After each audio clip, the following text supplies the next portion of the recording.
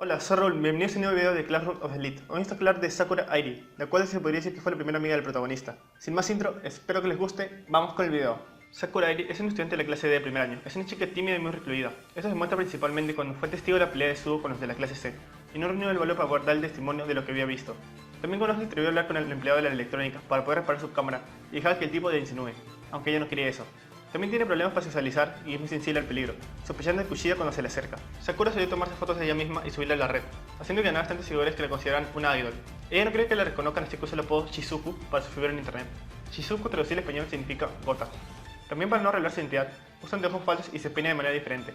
Al estar con los demás es muy cohibida con su cuerpo, como vemos en la piscina cuando utilizó un bañador de cuerpo completo, a pesar de que suele tomarse bastantes fotos en bikini. Sakura desarrolló una admiración por Ayanokoji, ya que le inspiró dándole valor para hacer lo que tenía que hacer y apoyar a la clase, y le prometió que le ayudaría siempre que lo necesitara, conmoviéndola profundamente cuando salvó de un acosador que intentó asaltarla. Luego de eso empezó a desarrollar sentimientos románticos por él, sonrojándose siempre que cruzan miradas. En el barco de lujo, fue sorprendido por Ayanokoji cuando apareció mientras ella se encontraba practicando para invitarlo a salir. La prueba de necesitada decidió apoyar más a la clase, ofreciéndose para hacer reconocimiento y recolectar ramas para la fogata. En el ranking de la clase, Sakura tiene una evaluación menor que el promedio, siendo uno de los estudiantes de mayor peligro a ser expulsados. Pero viendo sus puntos a favor, Sakura está dispuesta a ayudarse que está junto a personas cercanas a ella. El nombre de Sakura, Airi, viene de Ai, que significa amor, afecto, y de Ri, que significa jazmín. Juntos podrían llegar a significar jazmín de amor. Por otra parte, su apellido, Sakura, significa flores de cerezo, y su cumpleaños es el 15 de octubre.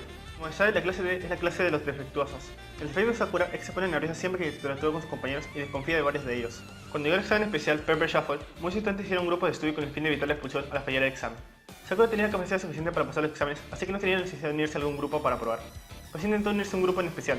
Ese grupo estaba conformado por 4 personas: Yukimura, Miyake, Hasebe y Ayanokoji. Todos ellos tenían cosas en común, como que todos eran personas que no se relacionaban con otros mucho, o que se sentían incómodos en otros grupos. Cada vez que se reunían, Sakura terminaba el lugar, pero no lograba reunir el coraje necesario para introducirse en el grupo. Ayanokoji se cuenta de su presencia, así que sin ser visto se acercó a Sakura, y le preguntó qué hacía. Ella negó que quería irse a ellos, aunque se notaba que sí quería porque ya su material de estudio junto a ella. Ayanokoji después se fue, se dio cuenta de las intenciones de Sakura, pero eso era algo que tenía que hacer por ella misma, si no, no podría seguir creciendo.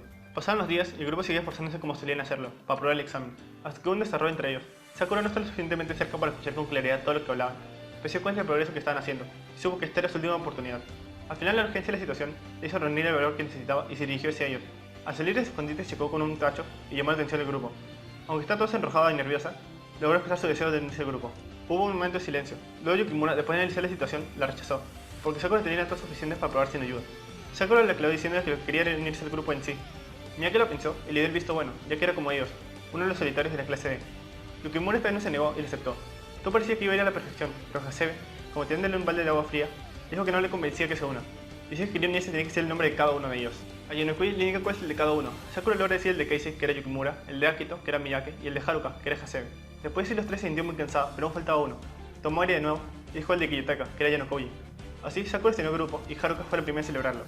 Ahora ella tenía que ser su nombre y lo compartió, Airi. Así todos en el grupo empezaron a llamarse por sus nombres con vergüenza en sus rostros, y se hizo oficial el grupo Ayanokoji.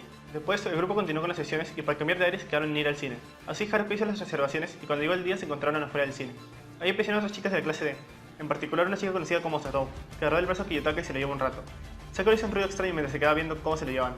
El grupo, para evitar interactuar más de lo necesario con otros, entró al cine. Sakura y Kiyotaka se sentaron uno al lado del otro, entonces Sakura le preguntó por su relación con Satou.